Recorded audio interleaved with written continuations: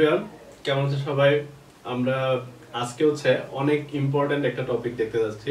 মানে টপিকটা ইম্পর্টেন্টের চাইতে জিনিসটা আরো বেশি ইন্টারেস্টিং। আর আমাদের সবার মনে আসলে এই জিনিসটা নিয়ে অনেক কোশ্চেন, যে ধরো একটা চলমান চার্জ একটা চুম্বক ক্ষেত্রের ভিতরে লম্বভাবে ঢুকলো, তো ঢোকার পর তারপর তার গতিপথটা কেমন হবে আর কি। ঠিক আছে, মানে সে কি সোজায় যেতে থাকবে, নাকি সে পরাবৃত্ত আকারে যাবে, নাকি সে মনে করো যে একটা বৃত্ত গঠন করবে, তো কি করবে, কোন রাস্তা দিয়ে যাবে, তার চলার রাস্তাটা কেমন হবে, আমরা এই জিনিসটা একটু দেখবো। এটার সাথে আসলে একটা মেডিকেল ইকুইপমেন্ট ডায়াগনোসিস পারপাসে কিংবা থেরাপির পারপাসে ইউজ করা হয়, সাইক্লোট্রন নাম করে একটা জিনিস আছে। হ্যাঁ, এটার সাথে অনেক অনেক ম্যাচ করে আর কি। মানে এটার যে কনসেপ্টটা, মানে এই চার্জ পার্টিকেলের চলার যে রাস্তা, সেই রাস্তার সাথে ওই ইকুইপমেন্টটার অনেক তোমার কি বলে যে মেকানিজমের মিল আছে আর কি। হ্যাঁ, তো তুমি যদি এই ব্যাপারগুলো যদি বুঝতে পারো, যে ক্লিয়ার থাকে যদি, তাহলে আশা করি তুমি ওইটা বুঝতে পারবে আর কি। যাই হোক, আমরা তো ওইটা পড়তেছি না, আমরা আগে আমাদের কনসেপ্টটা গ্রো করি আর কি, যে একটা চুম্বক ক্ষেত্রের ভিতরে যদি লম্বভাবে একটা চার্জ যদি যায়, তাহলে সেই চার্জের গতিপথটা কেমন হবে। তো আমরা কিন্তু তোমার কি বলে যে একটা চুম্বক ক্ষেত্রের ভিতরে একটা চার্জ গেলে সেই চার্জটা মানে যে চুম্বক বল অনুভব করে সেই বলের মান দিক দেখছি, গত ভিডিওতে দেখছি। তো তোমরা যদি না দেখো তাহলে অবশ্যই গত ভিডিওগুলো দেখবা, দেখে দেখে আস্তে আস্তে সামনের দিকে আসবা, তাহলে দেখবা যে এই চ্যাপ্টারে তুমি মানে তোমার কনসেপ্টের কোনো শেষ নাই। কনসেপ্টের কোনো শেষ নাই বলতে তুমি কোনো ম্যাথ করতে যায় আটকাবো না অ্যাটলিস্ট। ঠিক আছে, আচ্ছা তাহলে শুরু করি। ফার্স্ট অফ অল আমরা যা কিছু পড়ছিলাম সেগুলো একটু রিভিউ করি। রিভিউ করি বলতে ধরো আমরা কি শিখছিলাম গতদিন। আমরা দেখছিলাম যে ধরো এইখানে তোমার চুম্বক ক্ষেত্র আছে ভেতর দিকে। কোন দিকে বলো? ভেতর দিকে একটা চুম্বক ক্ষেত্র আছে, বি আছে। হ্যাঁ, বি হচ্ছে কোন দিকে? ভেতর দিকে, এই যে বোর্ড বরাবর একেবারে ভেতর দিকে। তো এইখানে যদি একটা কিউ মানের চার্জ মনে করো, কিউ চার্জ উপর দিকে যাচ্ছে, উপর দিকে কি বেগে যাচ্ছে বলো? ভি বেগে যাচ্ছে। তাইলে বলতো যে এই ভি এর দিক আর বি এর দিক পরস্পর কত ডিগ্রি হবে? 90 ডিগ্রি। আমরা কিন্তু দেখছিলাম যে, মানে বোঝার চেষ্টা করো, এদিক বরাবর বি, এদিক বরাবর ভি। হ্যাঁ, এদিক বরাবর ভি। তাহলে এই ভি এর দিক আর বি এর দিক পরস্পর 90 ডিগ্রি। তো এটা যদি হয়, তা আমরা কিন্তু গতদিন এই ড্যান্সের স্টেপে দেখছিলাম আর কি, যে আমাদের হাতের তালুটা আসলে যেদিকে থাকে ওই দিক বরাবর আসলে বলটা কাজ করে। সেটা কিভাবে দেখছিলাম বলো? আমরা আরেকবার একটু রিভিউ করি।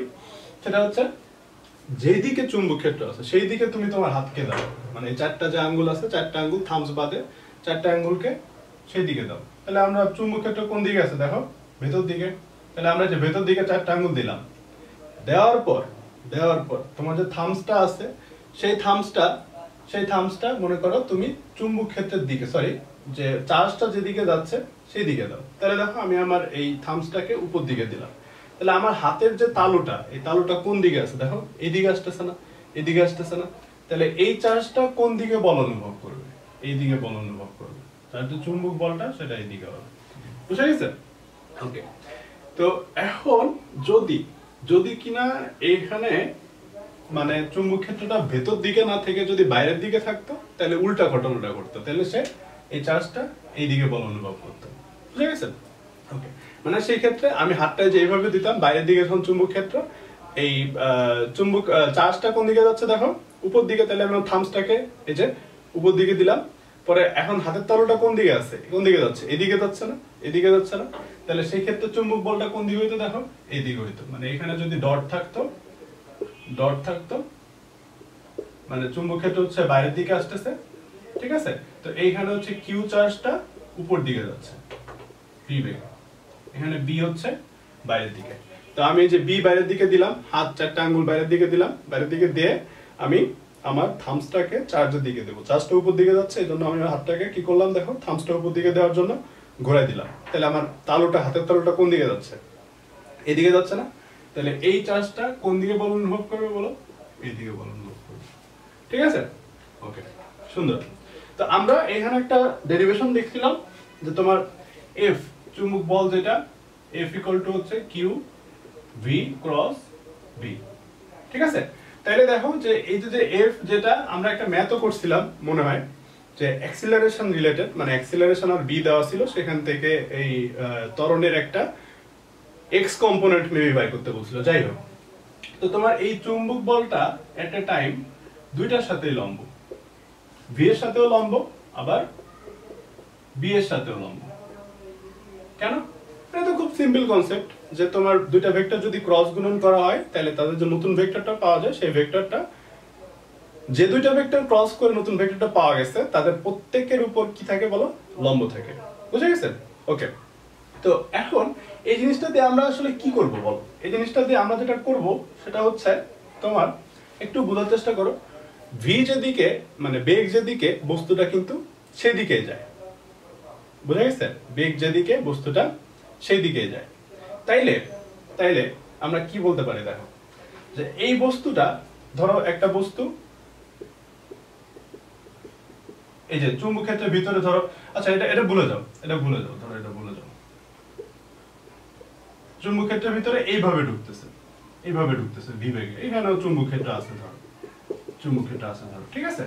ভি বেগে এইখানে একটা কিউ চার্জ ঢুকতেছে, কিউ মানে একটা চার্জ ঢুকতেছে, পজিটিভ চার্জ ধরে নাও। হ্যাঁ, তো চিন্তা করো তো, তোমার এইখানে এই ক্ষেত্রে ভি এর সাথে বি এর দিকটা কোন দিকে? এই ক্ষেত্রে ভি এর সাথে বি এর দিকটা 90 ডিগ্রি। কেন 90 ডিগ্রি বলো?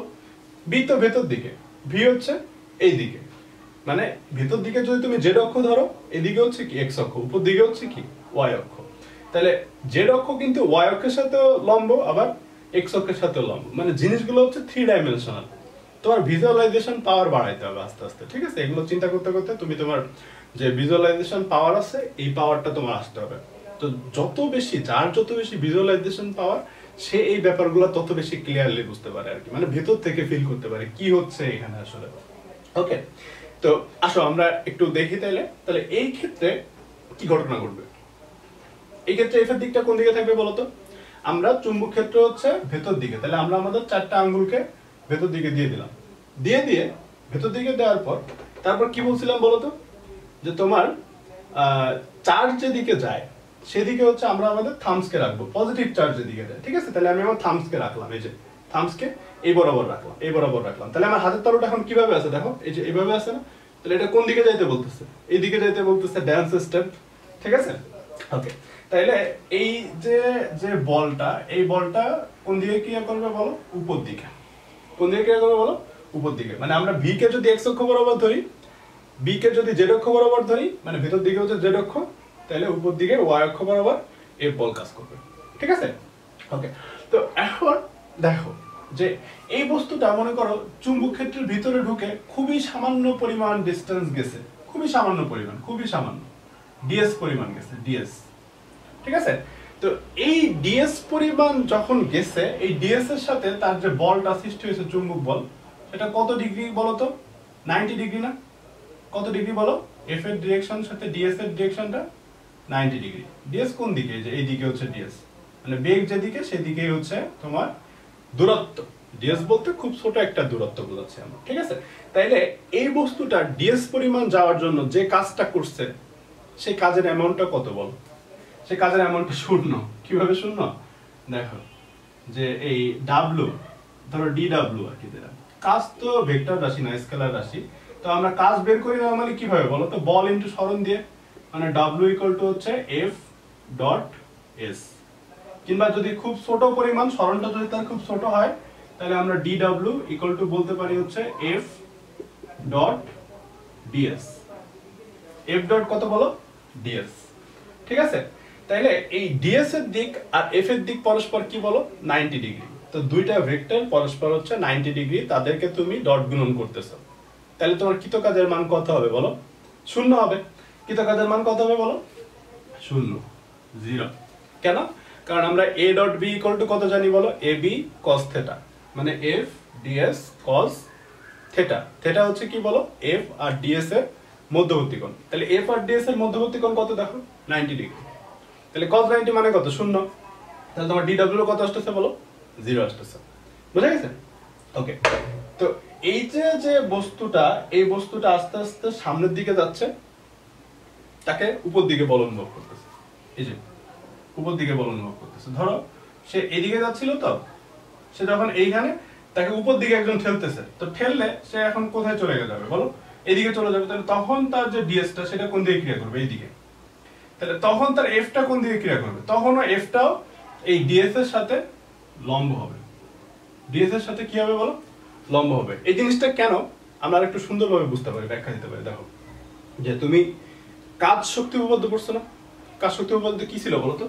মনে করার চেষ্টা করো তো, কাজ শক্তি উপপাদ্য কি ছিল? কাজ শক্তি উপপাদ্য ছিল হচ্ছে তোমার যে এই একটা বস্তুর যে টোটাল যে গতিশক্তি, সেই গতিশক্তি যে পরিবর্তন, গতিশক্তির পরিবর্তন হচ্ছে কৃতকাজের সমান। তাহলে তুমি যদি একটা বস্তুর কৃতকাজ যদি শূন্য হয়, তাহলে তার তো কোনো গতিশক্তির পরিবর্তন হবে না। গতিশক্তির পরিবর্তন হবে বলো? গতিশক্তির পরিবর্তন হবে না। তাহলে গতিশক্তির পরিবর্তন যদি না হয়, গতিশক্তির পরিবর্তন যদি না হয়, তাহলে সে তার গতিপথে সবসময় একই বেগে যেতে থাকবে। গতিশক্তি কই থেকে আসে বলো? হাফ এম ভি স্কয়ার থেকে। তাহলে বস্তুর ভরের তো পরিবর্তন হয় না। আপেক্ষিকতা বাদ দাও, আপেক্ষিকতার কথা ভুলে যাও, ঠিক আছে? আপাতত এটার ক্যালকুলেশন আমরা আপেক্ষিকতা যখন পড়বো তখন এই ব্যাপারগুলো আরো ক্লিয়ার হয়ে যাবে। যাই হোক, কেন আমরা এখানে আপেক্ষিকতা অ্যাভয়েড করতেছি? তো ভরের তো কোনো চেঞ্জ হয় না। তাহলে কি? তাহলে তার বেগের, যেহেতু তার গতিশক্তি কনস্ট্যান্ট থাকতেছে, তাহলে তার বেগও কি থাকবে বলো? তার গতিপথে সব জায়গায় একই থাকবে, সেম থাকবে। মানে আমরা কাজ শক্তি উপপাদ্য পড়ছিলাম হচ্ছে del W equal to del K, মানে কি তো কাজ ইকুয়াল টু হচ্ছে ডেল কে ই। তাহলে ডাব্লিউ যেহেতু শূন্য, তাহলে কি ডেল কে ই মানে change in kinetic energy. Kinetic energy মানে হচ্ছে গতিশক্তি। তাহলে গতিশক্তির পরিবর্তন কি হবে বলো? শূন্য হবে। গতিশক্তির পরিবর্তন শূন্য হইলে আমরা বলতে পারি ভি হচ্ছে কি থাকবে বলো? ভি হচ্ছে ধ্রুবক থাকবে, ধ্রুবক, কনস্ট্যান্ট। গতিশক্তির পরিবর্তন মানে কি? মানে half m v f square minus half m v i square. V f বলতে বোঝানো হচ্ছে ভি ফাইনাল, মানে শেষ বেগ, আর ভি আই বলতে বোঝানো হচ্ছে ইনিশিয়াল ভেলোসিটি, মানে আদি বেগ। ঠিক আছে? তাহলে ভি আই আর ভিএফ টা সমান হবে, এটা সব সময়, অলওয়েজ, যে কোনো সময়। তাহলে তুমি এখন চিন্তা করে দেখো যে তোমার যে এই যে গতিপথটা, এই গতিপথটা কেমন হবে? তাইলে বৃত্ত হবে। কেমন হবে বলো? বৃত্ত হবে। কিভাবে বৃত্ত হবে? আমরা একটু এগুলো একটু মুছে দিই। মুছে দিয়ে এই কনসেপ্টটা কিন্তু অনেক ইম্পর্টেন্ট, হ্যাঁ, একটু মাথায় রাখো যে একটা চার্জ যখন লম্বভাবে তোমার চুম্বকক্ষেত্রের ভিতরে ঢুকে, তাহলে সে তার সব জায়গায়, তার গতিপথের সব জায়গায় তার বেগটা কি থাকে বলো? ধ্রুব থাকে। কেন ধ্রুব থাকে সেটাও তো আমরা এখানে দেখলাম। তার বেগের মানের কোনো চেঞ্জ হয় না, কিন্তু দিকটা চেঞ্জ হয়। দিকটা কিভাবে যায় বলো? একটা বৃত্ত দিয়ে ঘুরতে থাকে। ওই যে তুমি দেখছো না, যে ধরো বৃত্তাকার পথে একটা বস্তু যখন একটা নির্দিষ্ট কৌণিক বেগে ঘুরে, এখানেও সেই ঘটনাই ঘটতেছে, নির্দিষ্ট কৌণিক বেগে ঘুরতেছে। তো সেইখানে কি হয় বলো? সেইখানে হচ্ছে তার কেন্দ্রমুখী বল কেন্দ্র বিমুখী বলের কি হয়? সমান হয়, মানে সেন্ট্রিপেটাল ফোর্স সেন্ট্রিফিউগাল ফোর্সের সমান হয়। এইখানে সেই সেন্ট্রিপেটাল ফোর্সটা দিচ্ছে হচ্ছে চুম্বক বলটা। ঠিক আছে? তার গতিপথের মনে করো সে এই যে এই চার্জটা আরেকটু সামনে যাচ্ছে, এইখানে যাচ্ছে, তখন তার এফটা কি? এদিকে। আর একটু সামনে যাচ্ছে, তখন কি? এদিকে। আর একটু সামনে যাচ্ছে, তখন কোন দিকে? এদিকে। এভাবে করে সে মনে করে একটা বৃত্তাকার পথ ফ্লো করে চলতেছে আর কি, এভাবে করে ঘুরতেছে আর কি। ঠিক আছে? একটা বৃত্তাকার পথ ফ্লো করতেছে। আমরা আরেকটু ক্লিয়ার করে দেখি। দেখো, জিনিসটা সুন্দর করে বোঝা উচিত।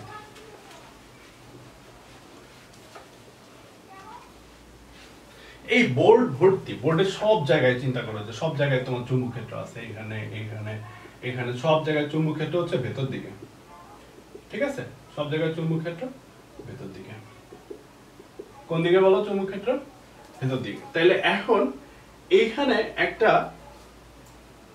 ধরো একটা বেগ ভি এভাবে করে ঢুকলো, এভাবে করে ঢুকলো, ভি বেগে একটা বস্তু ঢুকলো, ভি বেগে। ঠিক আছে? তাহলে ভি বেগে যদি কেউ একজন ঢুকে, তাহলে তার চার্জ ঢুকতেছে। কে ঢুকতেছে বলো? চার্জ ঢুকতেছে। তাহলে এই চার্জের দিকটা কোন দিকে বলো? এইদিকে। চার্জের দিকটা কোন দিকে বলো? এইদিকে। বি এর সাথে কত ডিগ্রি অ্যাঙ্গেলে বলো?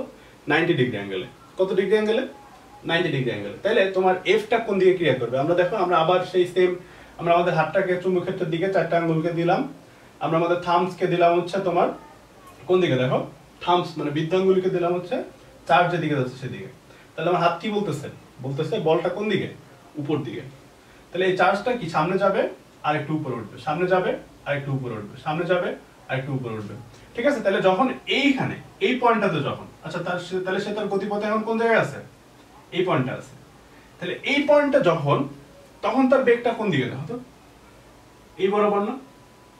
এই বরাবর না? তখন তার ভিটা, ভি এর তো কোনো চেঞ্জ হবে না, আমরা কিছুক্ষণ আগেই দেখছি ভি কনস্ট্যান্ট থাকবে তার, ঠিক আছে? তাহলে যখন এই পয়েন্টে, তখন কি হচ্ছে? তখন হচ্ছে তার বিটা কোন দিকে দেখো? তখন হচ্ছে আমি তার বি কে চুম্বক ক্ষেত্রের ভেতর দিকে দিলাম। তাহলে আমার হাত, আমার এই থাম্বস দিয়ে কি নির্দেশ করে বলো? চার্জের দিক এখন কোন দিকে? একটু বাঁকা ভাবে, ঠিক আছে?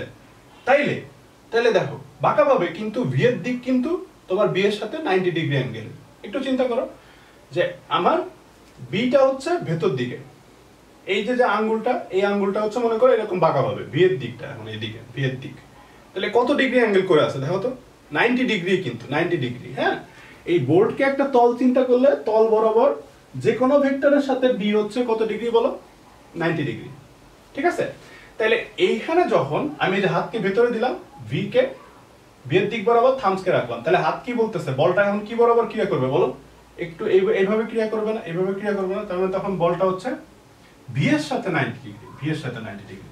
তাহলে এই বলটা তাকে তো এই দিকে যাইতে দেবে না, ঠিক আছে? তাহলে তার রাস্তায় কি করবে বলো? আরেকটু ঘোরায় দেবে, ঘোরায় মনে করে এইখানে নিয়ে আসছে।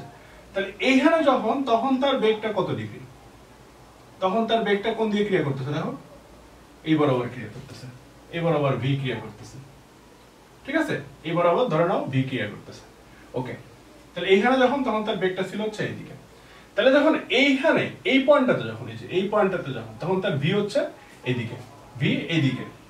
আমি আঙ্গুল দিলাম চুম্বক ক্ষেত্রের দিকে, 4টা আঙ্গুল, ভি কে ঘুরাই, থাম্বসকে ঘুরাই ভি এর দিকে দিলাম। তাহলে এখন এফ কোন দিকে ক্রিয়া করবে?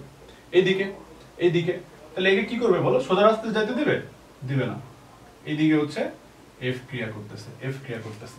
তাহলে এরকম করে জিনিসটা একটা বৃত্তাকার পথে ঘুরতে থাকবে। কি পথে ঘুরতে থাকবে বলো? বৃত্তাকার পথে।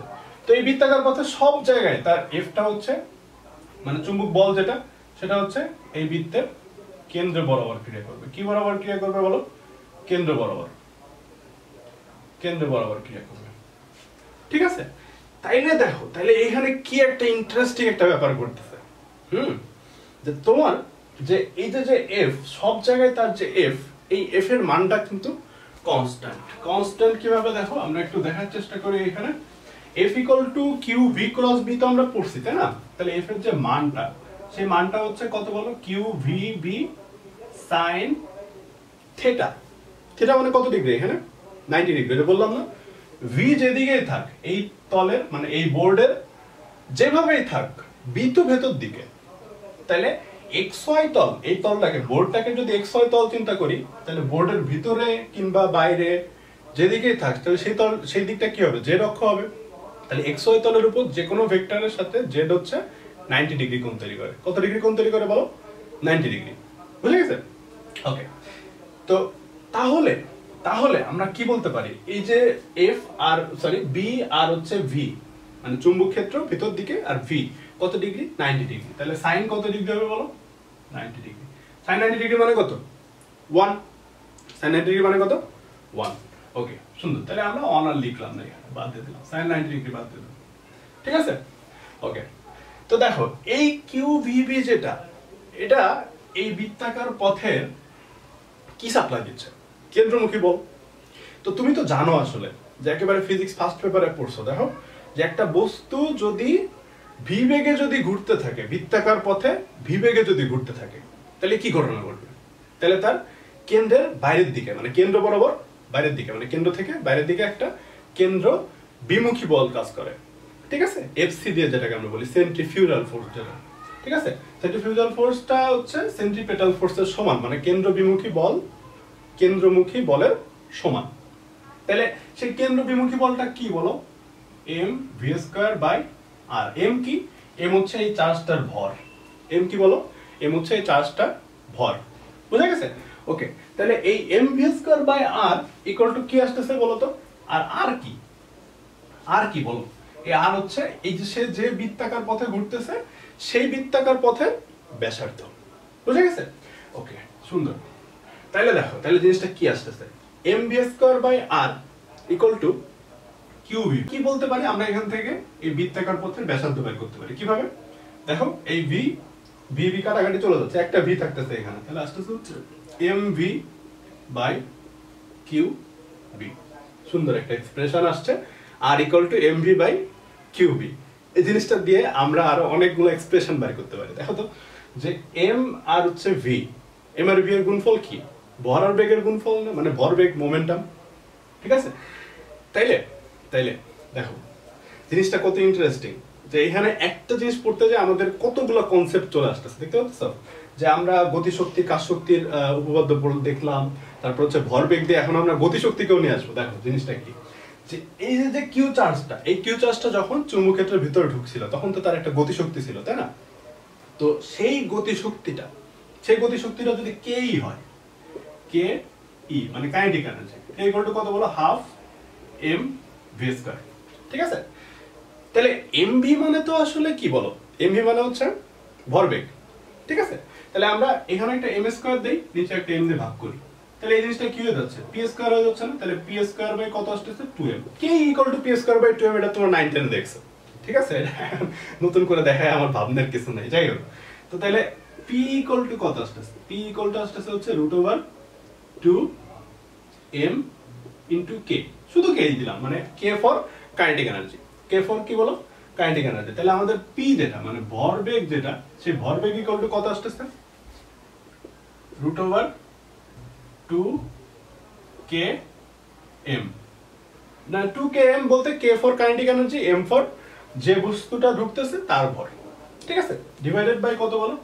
কিউ বি, ডিভাইডেড বাই কত বলো? Q B.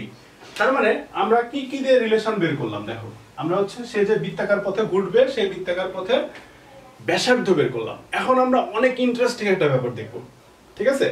একটা বস্তু মানে বেশি ভরের বস্তু যদি অনেক সময় দেখা গেল ঢুকলো, এখানে ঢুকলো, ঠিক আছে? তাহলে একটু দেখো তো যে আর এর সাথে আমরা যদি একটু এখানে দেখি যে ভি এর মান যত বেশি হবে তত সে তার ব্যাসার্ধটা তত বড় হবে। তার মানে একটা বস্তু যত বেশি বেগ নিয়ে ঢুকবে তত তার রাস্তাটা মানে তার বৃত্তাকার পথের যে পরিধি, সেই পরিধি তার বাড়তে থাকবে। এটা তো প্র্যাকটিক্যাল কনসেপ্টই তাই বলে। তুমি একটা বস্তুর জোরে থ্রো করো আর আস্তে থ্রো করো, ঠিক আছে? তাহলে কি ঘটনা ঘটবে? জোরে যে থ্রো করতেছো সে একটু বেশি দূরত্ব যে ঘুরে চলে আসবে। তাইলে কি? তাইলে বৃত্তাকার পথে যেহেতু ঘুরতেছে, তাহলে এই বৃত্তাকার পথে ঘোরার জন্য তার একটা কি থাকবে বলো? একটা পর্যায়কাল থাকবে। কি থাকবে? পর্যায়কাল থাকবে। তাহলে পর্যায়কালটা আমরা কিভাবে বের করতে পারি বলো? টি। পর্যায়কালকে যদি আমরা টি দিয়ে প্রকাশ করি, তাহলে এই টি ইকুয়াল টু হচ্ছে কত? টি ইকুয়াল টু কত বলো? মানে টি হচ্ছে সময়। তাহলে বেগ ইকুয়াল টু কত বলো? বেগ ইকুয়াল টু হচ্ছে দূরত্ব বাই সময়। তাহলে সময় ইকুয়াল টু কত? দূরত্ব বাই বেগ। তো একটা বস্তু একবার ঘুরলে কতটুকু ঘুরে আসতেছে? 2 পাই আর। কতটুকু ঘুরে আসতেছে বলো? 2 পাই ক্যাপিটাল আর, আর হচ্ছে এই যে আরটা সেটা, ঠিক আছে? ডিভাইডেড বাই কত বলো? ভি। ভি হচ্ছে কোনটা? এই যে ভিটা, সেটাই আর কি। তাহলে আমরা যদি আর এর মানটা যদি এখন একটু এখানে বসাই দেই, তাহলে একটা যুগান্তকারী ঘটনা ঘটে যাবে আর কি। দেখো আমরা একটু বোঝার চেষ্টা করি। আর এর মানটা যদি আমরা এখানে বসাই তাহলে কি আসতেছে? 2 পাই, হ্যাঁ, আর এর মান বসাও দেখো, mv বাই qb। তাহলে qb নিচে চলে যাবে, এখানে একটা v থাকবে, ঠিক আছে? তাহলে কি আসতেছে দেখো তো? t equal to twice pi m by qb। t equal to twice pi m by qb, ঠিক আছে? ওকে, সুন্দর একটা এক্সপ্রেশন। একটু দেখো তো এখানে যে ভ্যারিয়েবল গুলো আছে, ভ্যারিয়েবল কি আছে আসলে? 2 পাই ভ্যারিয়েবল তো না, 2 পাই তো কনস্ট্যান্ট। m বস্তুটার ভর, এটাও কনস্ট্যান্ট।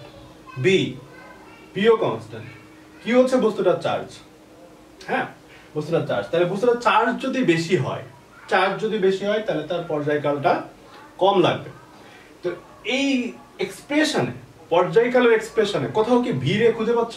মানে তার বেগকে খুঁজে পাচ্ছ? তাহলে আমাদের মেইন যে কনসেপ্টটা ছিল, একটা বস্তু ভি বেগে ঢুকতেছে, ভি বেগে ঢোকার পরে তাহলে তো সবকিছু ডিপেন্ড করতেছিল আসলে ভি এর উপর। আমাদের কাছে আপাত দৃষ্টিতে তাই মনে হচ্ছিল, কিন্তু টি বের করতে যেয়ে দেখলাম যে একটা বস্তু বেশি বেগে ঢুকুক আর কম বেগে ঢুকুক, ঠিক আছে, এটার উপর ডিপেন্ড করে না। তাহলে ডিপেন্ড করতেছে কার উপর? এই জিনিসটা দিয়ে আমরা আসলে কি বুঝতেছি বলো? এই জিনিসটা দিয়ে আমরা আসলে কি বুঝতে পারলাম?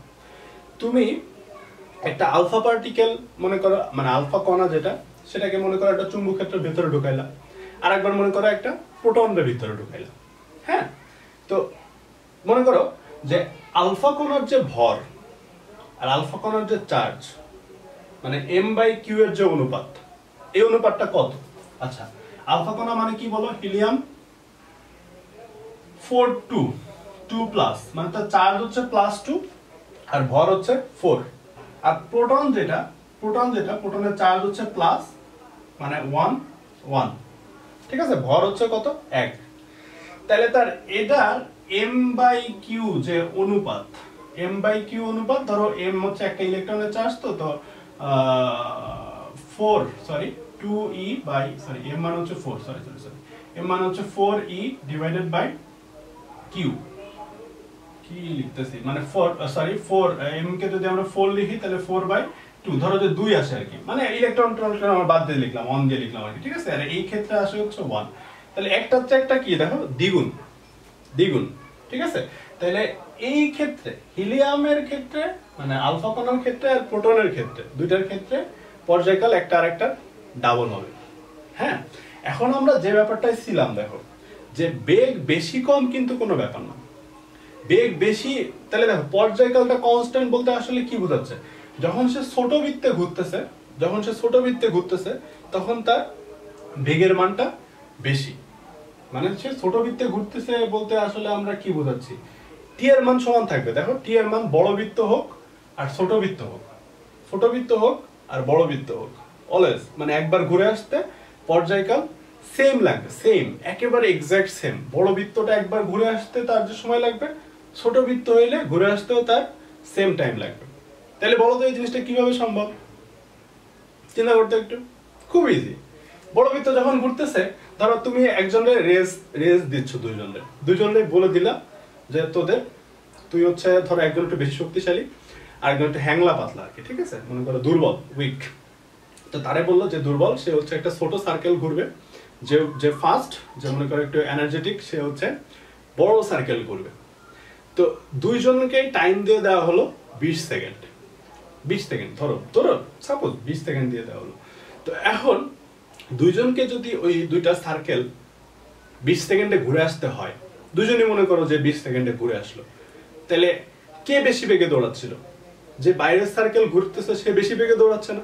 তো জিনিসটা ঠিক এক্সাক্ট এখানে ঠিক ওই ঘটনাটাই ঘটতেছে, যে বাইরের সার্কেলে যে সে একটু বেশি বেগে আছে, যে একটা ছোট সার্কেলে আছে সে একটু কম বেগে আছে।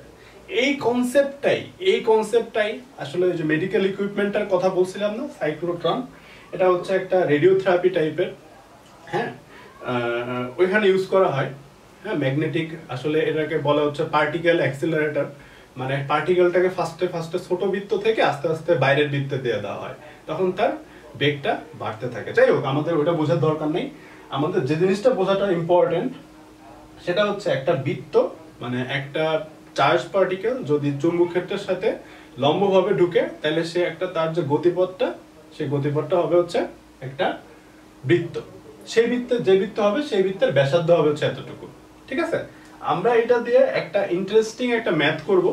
ম্যাথটা হচ্ছে এমন, তোমরা বাসায় একটু চেষ্টা করতে থাকো, আমি এখানে দেখাই দিচ্ছি জিনিসটা কি। দেখো,